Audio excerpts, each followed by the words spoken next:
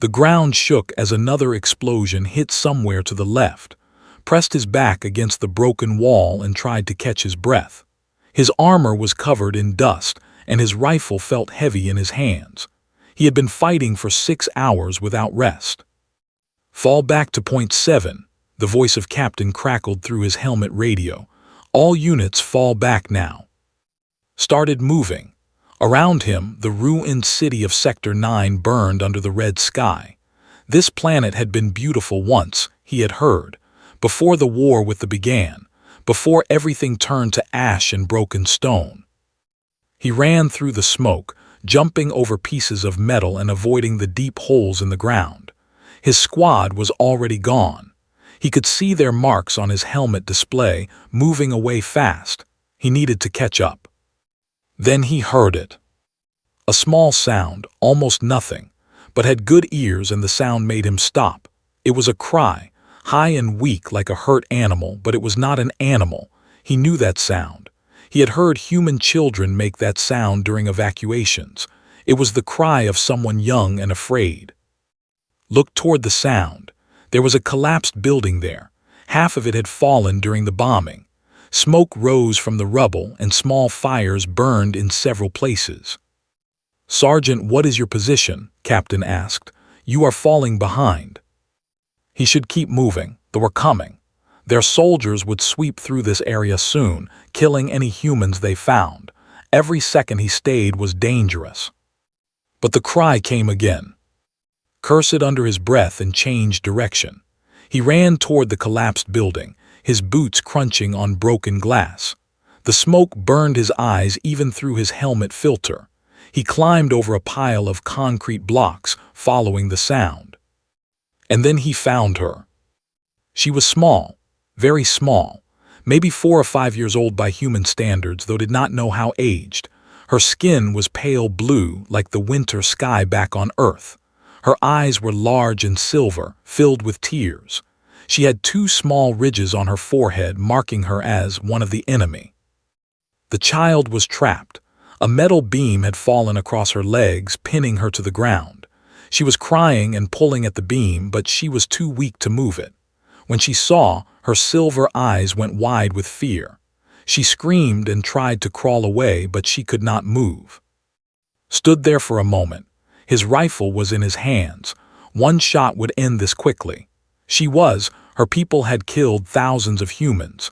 They had destroyed colonies, burned cities, shown no mercy to anyone. The child looked at him and screamed again, "Please, please no." She spoke in broken human common. She was begging him. A child begging a human soldier not to kill her. Lowered his rifle. "I am not going to hurt you," he said. His voice was rough from the smoke. He put his rifle on his back and walked toward her slowly. "I am going to help you." The child did not stop crying, but she stopped screaming. She watched him with those big silver eyes as he knelt beside her. The metal beam was heavy, but not impossible to move. Put his hands under it and pushed. His muscles burned. The beam was heavier than it looked. He pushed harder, and slowly, it began to lift. The child understood. She pulled her legs free and crawled backward, away from the beam. Let the beam fall with a loud crash. He sat back, breathing hard. His arms felt weak. "Can you walk?" he asked. The child tried to stand. She took one step and fell down. Her legs were hurt. Not broken, thought, but badly bruised. She could not walk far. "Sergeant, respond immediately." Captain's voice was angry now. "Where are you?" Looked at the child. She was small and light. He could carry her easily. But carry her where? He could not bring a child back to the human base. They would think he was crazy, or worse, they would think he was a traitor. But he could not leave her here. The fires were spreading. The building could collapse more at any moment, and when the soldiers came, they would find only her body. No, he could not do that. Made his decision. He picked up the child carefully. She was light in his arms, lighter than a human child of the same size. She stiffened at first, afraid, but then she put her small arms around his neck and held on tight. "I have you," said. "Hold on." He started running. The smoke was thick now, could barely see 10 meters ahead. He followed the path on his helmet display, moving toward the edge of the city. There was a neutral zone there, a place where the fighting had not reached yet. Medical stations operated there, treating wounded from both sides. If he could reach it, the child would be safe. Captain's voice was different now, worried. "Your signal is moving the wrong way. What is happening?" He did not answer. He did not know what to say. The child coughed from the smoke. She buried her face against his chest, her small body shaking, held her and kept running. He heard the sound of soldiers behind him. Their boots made a different sound than human boots, heavier, faster. They were sweeping the area looking for survivors, looking for humans to kill. Ducked into a narrow alley. The walls were close on both sides and the shadows were deep. He pressed himself against the wall and held his breath. The child seemed to understand. She went completely still in his arms, not making a sound. The soldiers passed by the alley entrance, counted 4 of them. They were big, much taller than humans, with the same pale blue skin as the child. Their armor was silver and black, and they carried long rifles that glowed with energy. One of them stopped and looked toward the alley. His heart stopped. If they found him, he was dead. And the child too, probably. They might not believe that he was trying to help her. They might think he had taken her prisoner. But the soldier turned away and kept walking. The sound of their boots faded into the distance. Let out his breath. He waited another minute, then started moving again. The edge of the city was closer now. He could see the green lights of the neutral zone ahead. Medical tents and small buildings, marked with white crosses that both sides had agreed to respect. Doctors and nurses from many species worked there, treating anyone who needed help. Was almost there when his legs finally gave out. He had been running and fighting for too long. His body had nothing left. He fell to his knees, still holding the child, just 100 meters from safety. "No," he said through his teeth, "not now." He tried to stand, but his legs would not work. The child looked up at him with her silver eyes. She was scared again. "It is okay," told her. He did not know if he was lying. "We are almost there." He started crawling, one hand in front of the other, keeping the child against his chest. The ground was rough and hard. His knees scraped against rocks, but he kept moving. 50 meters. 30 meters. 20. Someone saw him. He heard shouting, voices speaking in different languages. Then hands were grabbing him, lifting him up. Faces looked down at him, some human, some alien, all wearing the white clothes of medical workers. "He has a child," someone said in surprise. "A human soldier with a child." "Help her," managed to say. "Her legs are hurt." They took the child from his arms. She reached back toward him, crying out, but the medical workers carried her away gently. They would help her. She would be safe. Lay on the ground and looked up at the red sky. His body was empty. His mind was foggy, but somewhere deep inside he felt something warm, something good. He had done the right thing. Captain's voice cut through the fog. She sounded far away. "Medical team reports your position. What did you do?" "I saved a child," said quietly. "Just a child." The radio went silent, closed his eyes. Around him, the medical workers moved quickly, treating his wounds and giving him water. He heard them talking about the girl, about how scared she was, about how she kept looking toward the human soldier who had brought her. Later learned that her name was, she was 5 years old. Her family had been in the city when the battle started. Her father had died in the first bombing. Her mother was not with her. She had been alone in that building, trapped and waiting to die. Until a human soldier, an enemy, had saved her life. The news spread fast. The medical workers talked. The other patients talked. Soon, everyone in the neutral zone knew the story. A human sergeant had risked his life to save a child. In a war filled with hate and death, one man had chosen mercy. Did not think about it that way. He did not think he was special or brave. He had seen a child in danger and he had helped her. That was all. Any good person would have done the same. But he was wrong about that. Not everyone would have done the same, and the story of what he did was about to change everything. Because somewhere out there, beyond the battle lines, a high commander was receiving a message about her daughter who she had thought was dead, a message about the human soldier who had saved her. And the most feared commander in the fleet was about to make a decision that would surprise everyone, including 3 days passed, spent them in a small room at the human military base on the moon above the planet. It was not a prison cell, but it felt like one. The door was locked. Guards stood outside.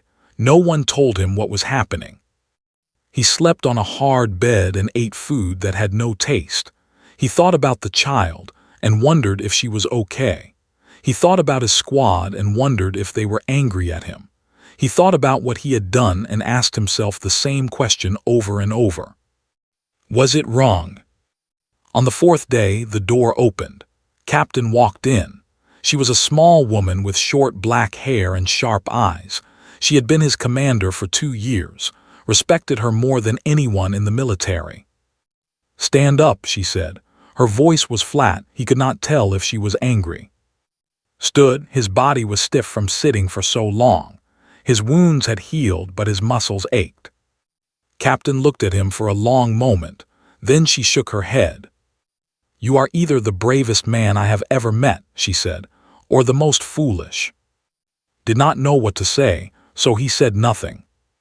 "High Command wants to talk to you," continued. "They are not happy. You left your position during a retreat. You entered a dangerous area without orders. You carried an enemy child through a war zone." She paused. "And you saved that child's life." "I know what I did," said quietly. "Do you?" Stepped closer. Her eyes searched his face. "Do you understand what this means? They are our enemy. They have killed thousands of our people. They show no mercy. And you saved one of their children." "She was just a child. She was trapped and scared. I could not leave her to die." "Some would say you should have." His jaw tightened. "Then some would be wrong." For a moment, Captain just looked at him. Then slowly, a small smile appeared on her face. It was gone almost immediately, but saw it. "Come with me," she said. "High Command is waiting." They walked through long hallways. Other soldiers watched them pass. Some looked at with confusion. Some looked at him with anger.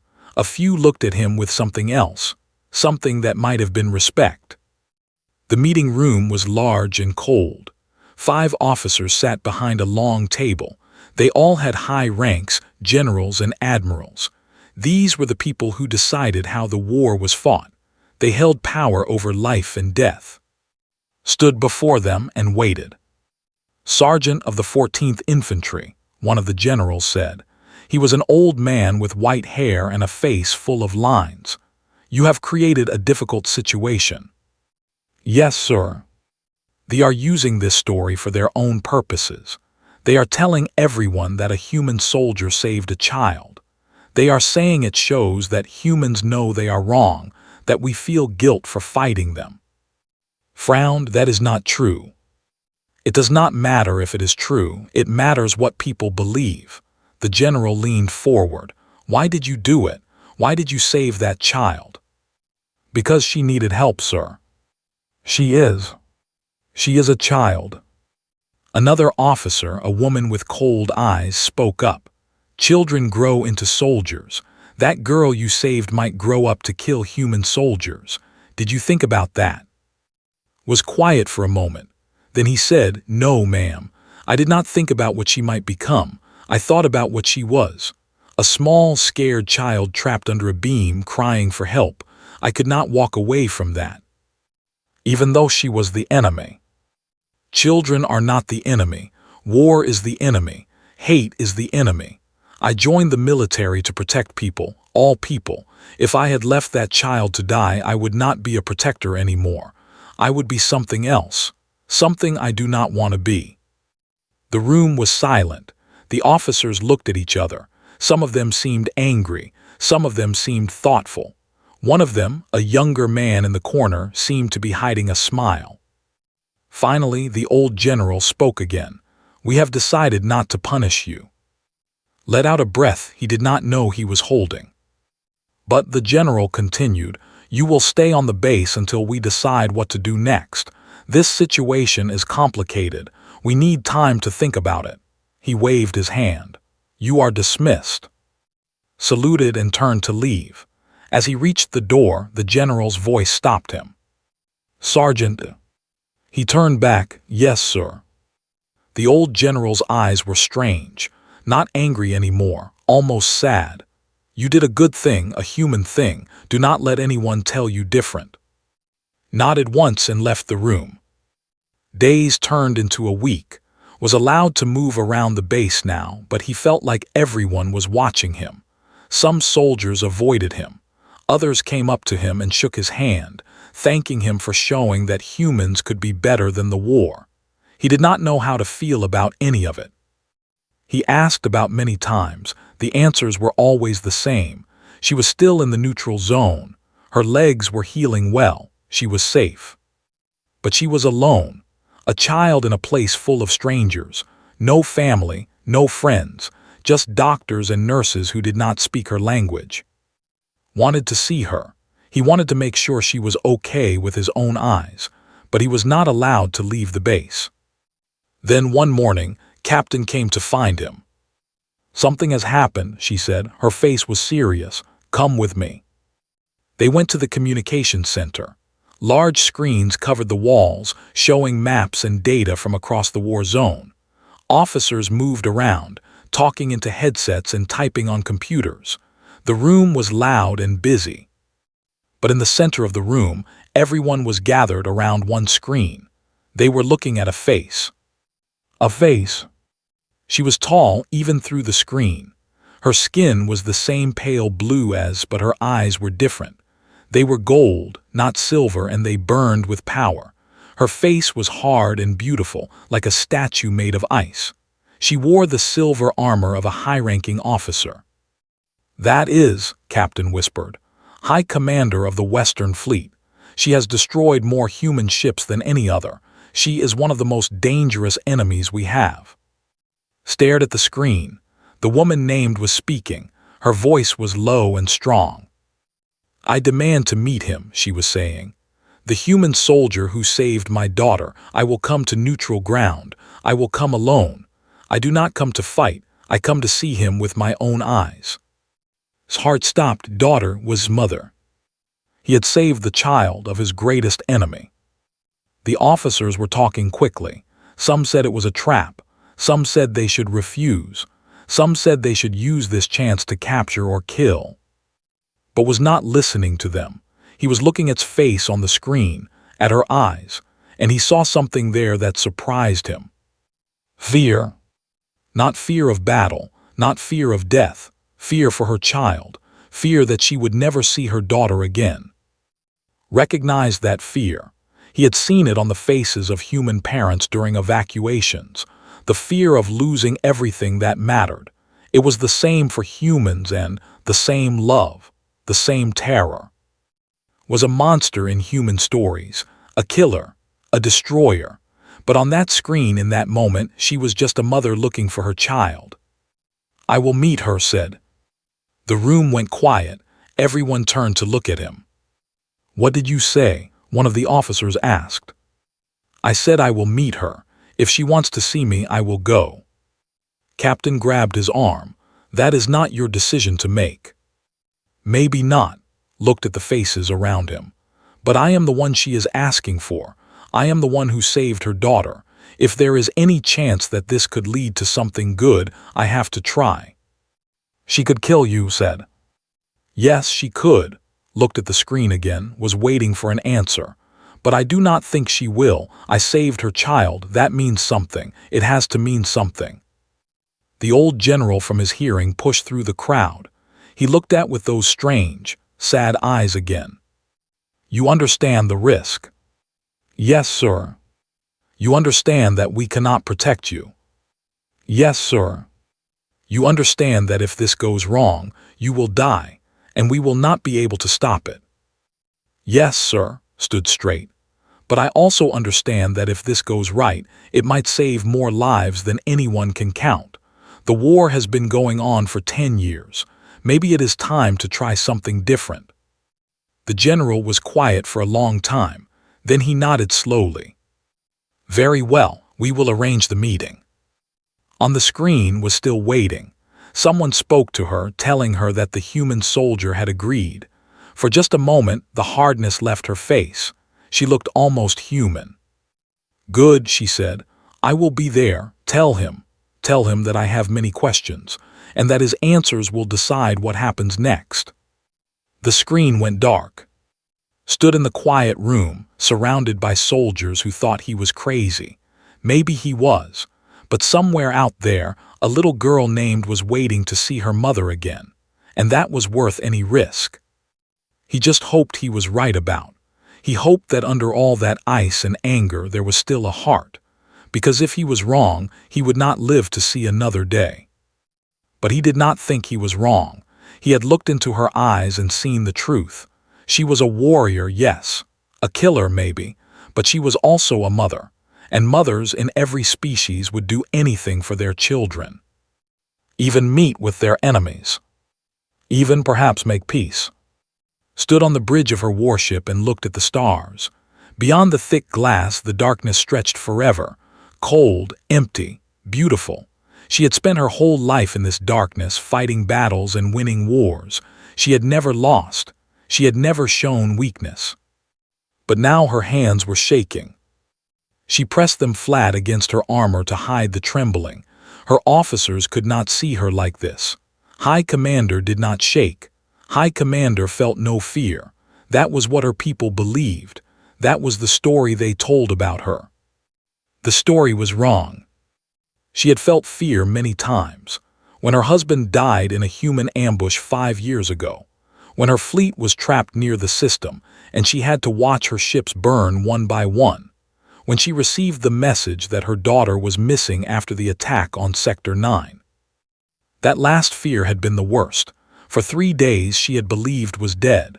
For 3 days she had walked through her ship like a ghost, giving orders and making plans while inside she was screaming. Her little girl. Her beautiful little girl with silver eyes and a laugh like music. Gone. And then the message came from the neutral zone. Was alive. A human soldier had saved her. Had read that message 100 times. She still did not understand it. Humans were the enemy. They had killed her husband. They had destroyed cities. They showed no mercy in battle. Why would a human soldier risk his life to save a child? She needed to know. She needed to look into this human's eyes and understand what kind of creature he was. Was it a trick? A plan to get close to her? Or was it something else? Something she had never seen from humans before. High Commander, her second officer, a tall named, approached carefully. "The human fleet has agreed to your terms. The meeting will happen tomorrow at the neutral station." Nodded but did not turn around. "Good. They are sending the soldier, the one called," paused. "Our intelligence has information about him. Would you like to hear it?" "Yes." "He is a sergeant, 28 years old by human counting.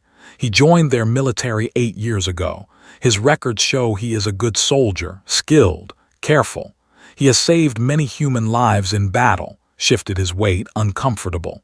"He has also killed many." Closed her eyes, of course. He was a soldier. Like her, he did what soldiers did. He killed the enemy. And yet when he found alone and helpless, he had chosen to save her instead. "What else?" she asked. "He grew up on a human farming world. His parents were simple people.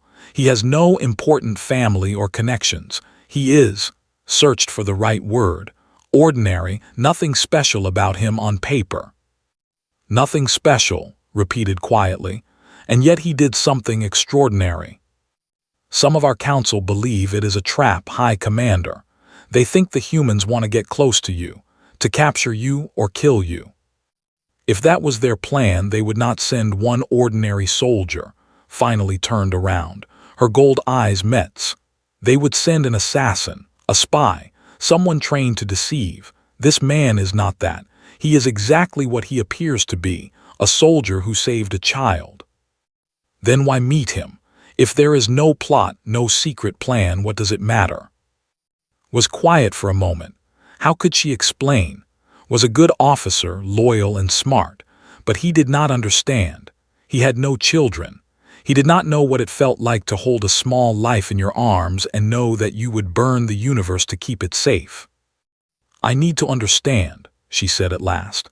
This man did something that goes against everything we believe about humans.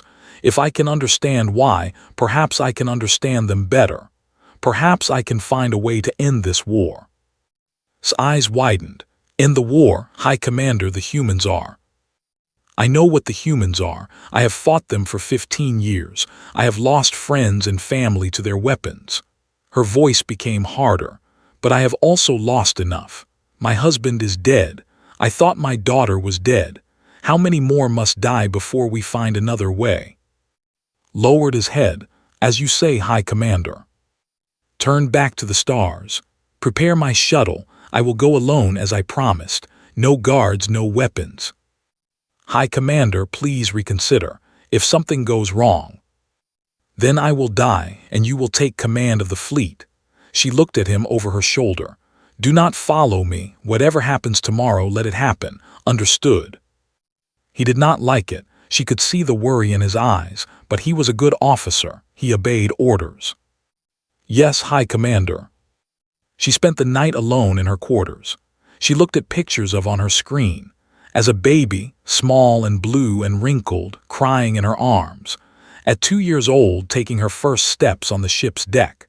At 4, laughing as tickled her. Just before Sector 9, waving goodbye as she left with her father for what was supposed to be a safe visit. She had sent away to keep her safe. Away from the front lines, away from the danger, and instead had walked into the middle of a battle. Her father had died protecting her and had been left alone. Until a human came. Touched the screen where his face smiled at her. Tomorrow she would see her daughter again. Tomorrow she would hold her close and never let go. But first she had to meet the human who made it possible. What kind of creature are you? She whispered to the empty room. What made you save her? The morning came too slowly. Dressed in her finest armor, not for battle, but for respect. She wanted this human to understand that she came with honor. She wanted him to see that she was more than a monster from his nightmares. The shuttle ride was quiet. She piloted it herself, alone in the small ship as it crossed the empty space between the fleet and the neutral station. The station was old, built before the war by traders who wanted a place where anyone could meet. Now it served as a hospital and a meeting ground for those rare moments when the two sides needed to talk. Today would be one of those moments. She landed the shuttle in the station's docking bay. Human and medical workers watched her step out. Their faces showed fear and surprise. High Commander here alone without guards. It seemed impossible. A human officer met her at the door. He was nervous, she could tell. His hands kept moving to his belt where a weapon should have been. But there were no weapons in the neutral zone. That was the rule. High Commander, he said. His voice was formal, careful. Please follow me. She followed him through the station. The halls were white and clean. She saw patients in rooms on both sides. Humans and lying in beds wrapped in bandages, healing from the same war, next to each other, not fighting. How strange, she thought. How strange that we can share a hospital but not a planet. They stopped at a door. The human officer looked at her one more time, then opened it. He is inside. Take as long as you need. Walk through the door. The room was small and plain. A table sat in the middle with 2 chairs on opposite sides, and in one of those chairs sat the human. He was not what she expected. She had imagined someone big and strong, a warrior with hard eyes and a face made of stone, but the man in the chair was ordinary, average height, average build. His hair was black and messy and his eyes were dark brown. He wore a simple uniform, not armor. He looked tired. He looked human. "High Commander," he said. His voice was calm, but she could see his hands on the table. They were tense, ready to move fast. He was not stupid. He knew how dangerous she was. "Thank you for agreeing to meet." Walked to the table and sat in the opposite chair. She looked at him across the surface, studying his face. She looked for tricks in his eyes. She looked for lies. She looked for the hidden plan that everyone told her must exist. She found nothing, just a tired man looking back at her. "Why?" she asked. It was the only word she could say, the only question that mattered. "Why what? Why did you save my daughter?" He was quiet for a moment. Then he said, "Because she needed help." "That is not an answer." "It is the only answer I have." He leaned forward slightly. "She was trapped under a beam. She was crying. She was going to die if no one helped her. I could not leave her." "She is, I am. We are your enemies. We have killed your people." "Yes." "And yet you saved her." "Yes." His hands tightened into fists under the table. "You make no sense. No would save a human child. We are taught from birth that humans are monsters, evil creatures who want to destroy us. If our soldiers found a human child in the rubble, they would leave it to die, or worse." She expected him to be angry. She expected him to argue, to defend his species, to tell her that humans were better than. But he just nodded. "Maybe they would. I cannot speak for, I can only speak for myself." "And you are different." "No," he shook his head. "I am not different. I am just a soldier. I have killed in battle. I have followed orders that cost lives. I am not a hero. I am not special." He paused. "But when I saw your daughter, I did not see an enemy. I saw a child, and I could not let a child die. That is all." Stared at him. She searched his face again, looking for the lie, looking for the hidden truth. She found nothing but honesty. "I want to see her," she said. Her voice was quieter now. The hardness was fading. "I want to see my daughter." "She is here in the station," stood up slowly. "I will take you to her if you want." Stood as well. They faced each other across the table, two enemies, two soldiers from opposite sides of a terrible war. But in that moment they were also something else. A mother who wanted her child. And a man who understood. "Take me to her," said. Nodded and walked to the door, followed. And as they walked through the white halls of the neutral station, something changed between them. They were not friends. They would never be friends. But they were no longer just enemies either. They were something new, something that did not have a name yet. But it was a beginning. The daughter's room was white like all the others, but could not move. She stood in the hallway, one hand raised toward the door handle, frozen. Her heart was beating so hard she could feel it in her throat. Behind this door was her daughter, her little girl, the child she had thought was dead just days ago, the child she had cried for in the darkness of her quarters. She was right there, so close. And was afraid to open the door. Stood beside her. He did not push. He did not say anything. He just waited, patient and quiet, like he understood what she was feeling. "What if she is different?" whispered. She did not mean to say it out loud. The words just came. "What if she is scared of me now? She saw her father die. She was alone in a war zone. What if she is broken?" "Children are stronger than we think," said softly. "She was scared when I found her. She thought I was going to hurt her. But when I picked her up, she held onto me like I was the only safe thing in the universe. She wanted to live. She wanted to be safe." He looked at the door. "She wants her mother." Took a deep breath, then she pushed open the door.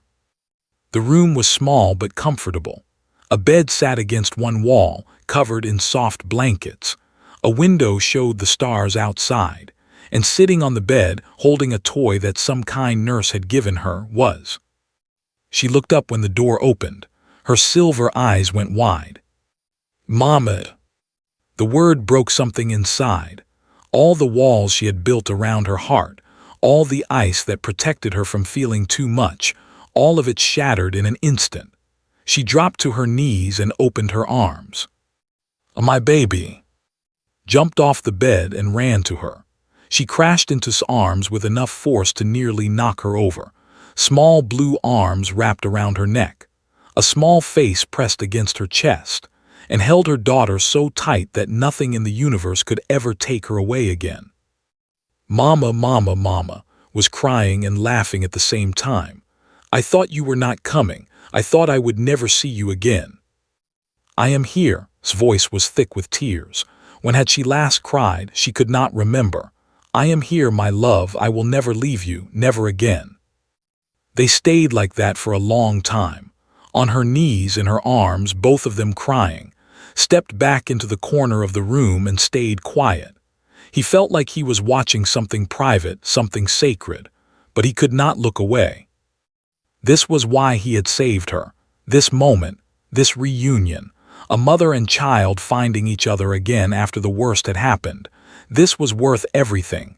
The danger, the questions, the confused looks from other soldiers, all of it was worth this. Finally pulled back, she looked up at her mother with wet silver eyes. Mama, the human saved me. I know. He was nice. He carried me when I could not walk. He did not hurt me even though I am turned and pointed at. That is him. That is the nice human. Looked at, her gold eyes were different now. The hardness was gone. The ice had melted. What he saw in her face was something he never expected to see from a high commander. Gratitude. She has been asking about you, said. Her voice was still rough from crying. The nurses told me. Every day she asked about the human soldier who carried her through the smoke. She wanted to know if you were okay. Walked closer. He knelt down so he was at its level.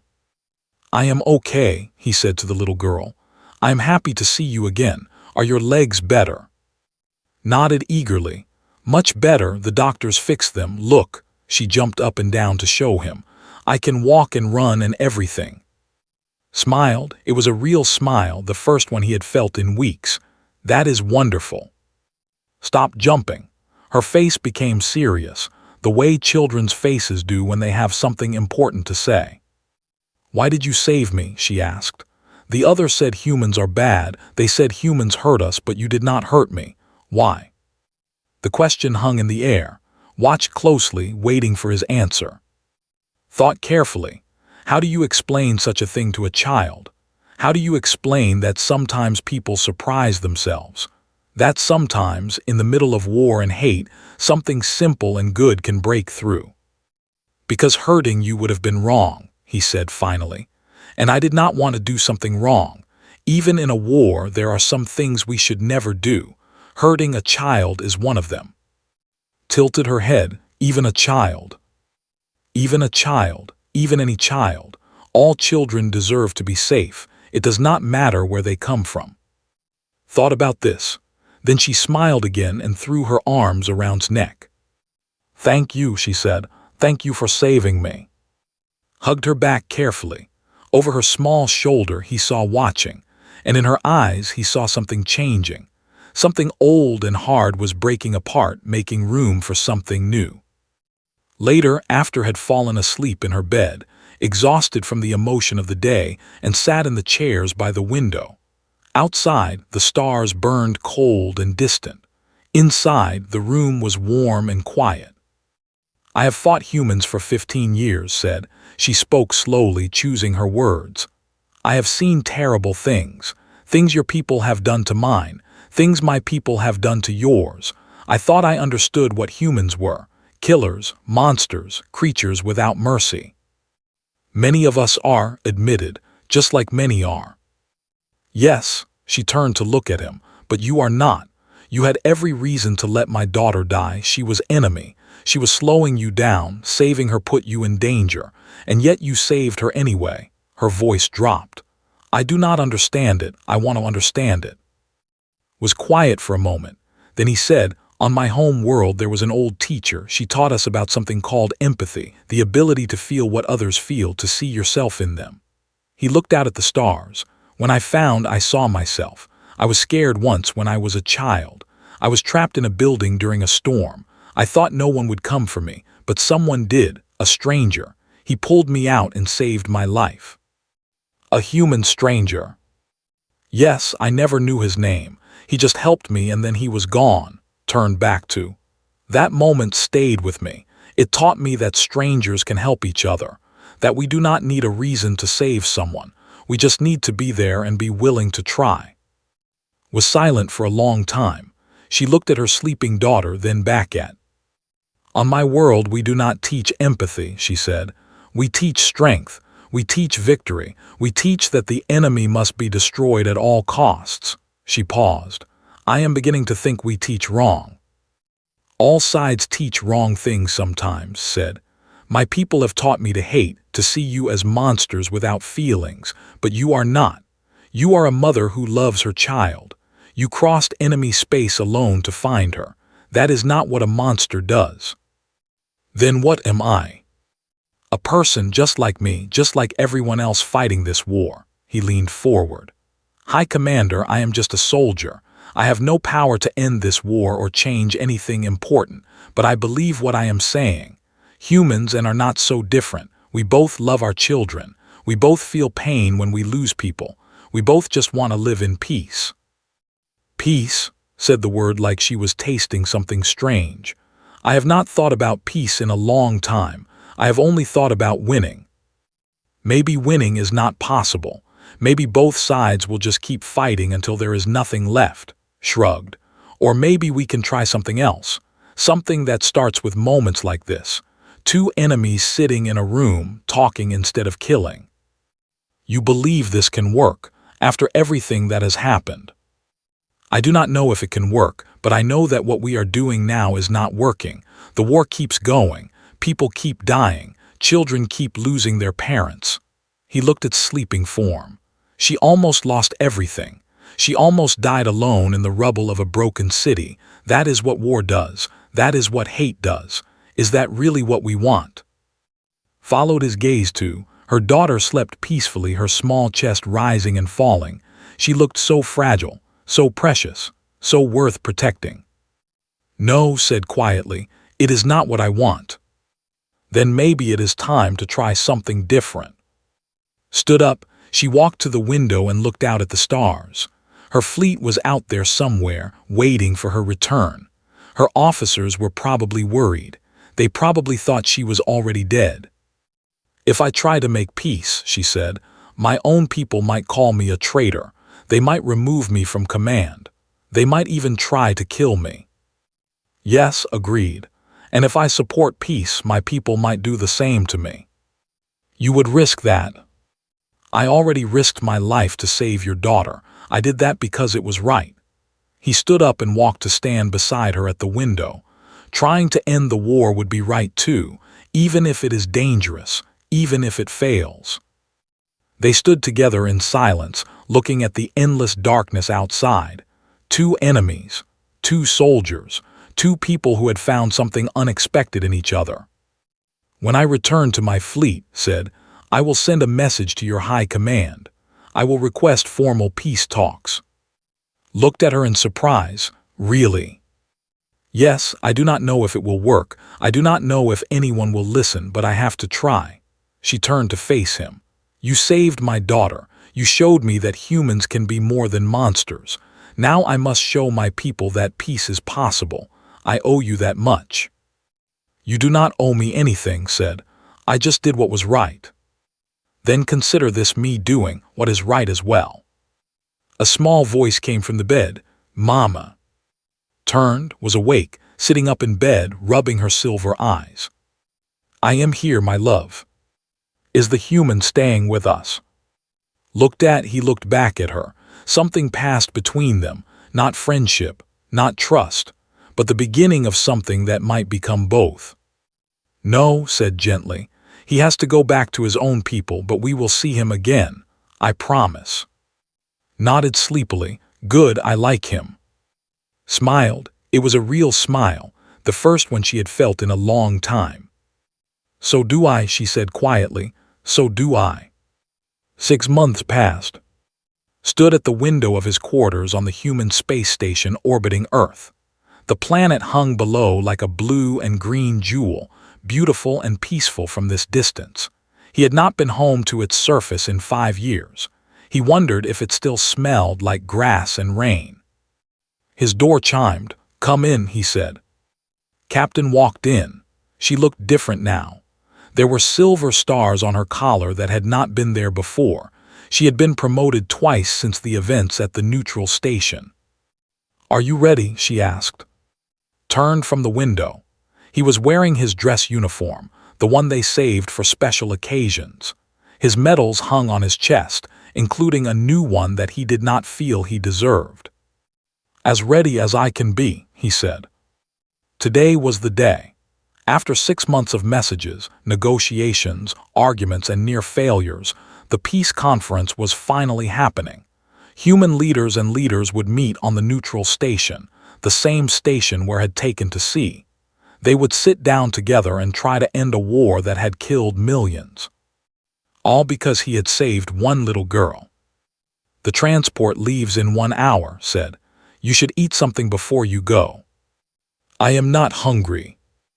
"Eat anyway, you need your strength." She walked closer and looked at him with serious eyes. "You know what this means, right? You are the symbol of this peace. Both sides see you as the person who started it. Whatever happens today, good or bad, your name will be connected to it forever." I know. He had thought about it many times. Some nights the weight of it kept him awake. "I never asked for this." "No, but you did the thing that made it possible. You saved that child. You showed both species that there was another way." She put her hand on his shoulder. "I am proud to know you. Whatever I said before during the war, I was wrong. You are not foolish. You are one of the bravest people I have ever met." Did not know what to say, so he just nodded. The transport ship was crowded with diplomats and military officers. Everyone was nervous, could feel it in the air. This was the biggest moment in the history of both species. Everything could change today, or everything could fall apart. He sat alone in a corner and watched the stars pass by through the small window. Somewhere out there was coming with her own group of leaders. They had exchanged messages over the past months, carefully worded communications that avoided emotion. But he knew she was as nervous as he was. The peace talks had not been easy to arrange. Many did not trust the humans. Both sides had loud voices calling for continued war. They said peace was impossible. They said the enemy would never change. They said that talking was a sign of weakness. But slowly, carefully, the voices for peace had grown louder too, had worked hard on her side, convincing other commanders that the war was costing too much. Human leaders had seen the same thing. Both species were tired. Both species had lost enough. And everywhere the story spread. The story of the human soldier who saved the enemy child. The story had become a symbol. People on both sides shared it, talked about it, found hope in it. If one soldier could choose mercy over hate, maybe others could too. The neutral station appeared in the window. Stomach tightened. This was it. They docked in the same bay where he had landed months ago. The same white hallways stretched before him. But this time, there were guards everywhere. Human soldiers on one side, soldiers on the other. They watched each other carefully, hands near weapons that were not allowed inside. The conference room was large. A massive table sat in the center, big enough for 50 people.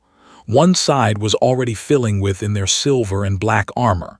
The other side was filling with humans in dress uniforms. Everyone was quiet. Everyone was tense. Was directed to a seat near the middle of the human side. From there, he could see the whole room. He watched the enter and sit down. He watched his own people do the same. Then the door opened one more time and walked in. She looked the same as before, tall, powerful. Her gold eyes burned with intensity. Her armor gleamed under the lights. She moved like a queen, every step careful and controlled. But when her eyes found across the room, something changed in her face, just for a moment. A softening, a small nod that only he could see. Behind her, holding her hand, was The little girl had grown in 6 months. She was taller now, and her silver eyes seemed brighter. She wore a simple blue dress, and her hair was tied back in a neat style. She looked around the room with curiosity, not fear. Then she saw. "The nice human," she said loudly. Her voice echoed in the silent room. Everyone turned to look. Pulled free of her mother's hand and ran across the room. Humans and watched in shock as the small blue girl threw herself at and hugged him tight. "I missed you," she said. "Mama said we would see you again. She was right." Hugged her back. He did not care that everyone was watching. He did not care about protocol or proper behavior. He just held the child and felt something warm spread through his chest. "I missed you too," he said. "You have grown so much." Pulled back and smiled at him. "Mama says I am going to be tall like her. She says I might even be a commander someday." Her smile faded a little. "But I do not want to fight wars. I want there to be peace instead." "That is why we are all here," said, "to try and make peace happen." Had crossed the room to stand beside them.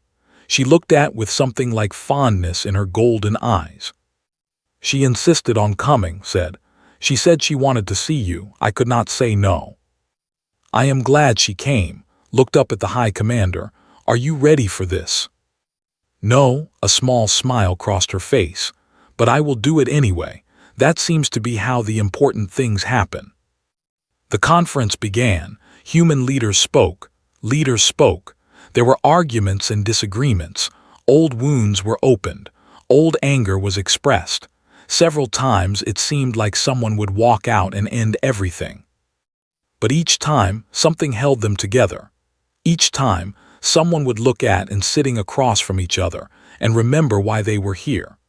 Each time, small voice would be heard asking a question or making a comment, reminding everyone that children were watching and learning from what the adults did. Hours passed. Day turned into night and then into day again. The talks continued with breaks for food and rest. Slowly, painfully, progress was made. The main issues were difficult. Who would control disputed territory? How would prisoners be returned? What about the families who had lost everything? There were no easy answers.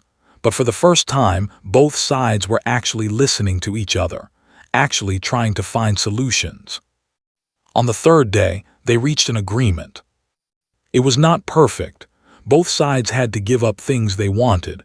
Both sides had to accept things they did not like. But it was a beginning, a ceasefire, a framework for future talks, a promise to try. The leaders signed the documents. Human hands and hands putting their names on the same paper. It should have felt more dramatic, thought. It should have felt like a bigger moment. But it just felt tired and hopeful and fragile. After the signing, there was a reception.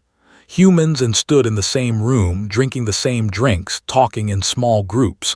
It was awkward and strange, but it was happening. Found standing alone by a window. "You look tired," she said. "I am tired. I am not made for politics." "Neither am I." She stood beside him and looked out at the stars. "But we did it. We actually did it." "We did," he shook his head slowly. "I still cannot believe it. 6 months ago I was just a soldier hiding from patrols. Now I am a hero." "I am not a hero. I just did what was right." "That is what heroes do." Turned to face him. "I need you to understand something. What you did saving it did not just save her life. It saved mine too. Before that day I was lost. I was full of hate and pain and anger. I saw no future except more war, more death, more suffering. You showed me another way. The way was always there. I just opened a door. Perhaps, but doors that are closed might as well not exist." She reached out and took his hand. Her blue skin was cool against his. "Thank you, for my daughter, for this peace, for everything." Squeezed her hand gently. "Thank you for listening, for being willing to try. That took more courage than anything I did." They stood together in comfortable silence. Two people who had been enemies, two people who were now something else. Not friends exactly, but not enemies anymore. ran up to them holding a drink that had made her lips blue. "Mama, look what I got." They both laughed. It was such a normal moment, such a human moment. And yet it was happening between a human soldier and a high commander, watching a child show off her drink. Maybe this was what peace looked like. Not grand speeches and signed documents, but small moments, normal moments, people from different worlds finding common ground in the simple things. Years later, historians would write about this day. They would talk about the peace of the neutral station. They would analyze the political factors and military pressures that made it possible. They would debate whether it could have happened differently or at a different time. But they would always come back to the same story. The story of a human sergeant who found an enemy child in the rubble. The story of a choice made in the smoke and fire of war. The story of compassion defeating hate. Did not think about history. He thought about the little girl who had taught him that children are the same everywhere. He thought about the mother who had learned that enemies could become something else. He thought about all the lives that would be saved because people chose to talk instead of fight.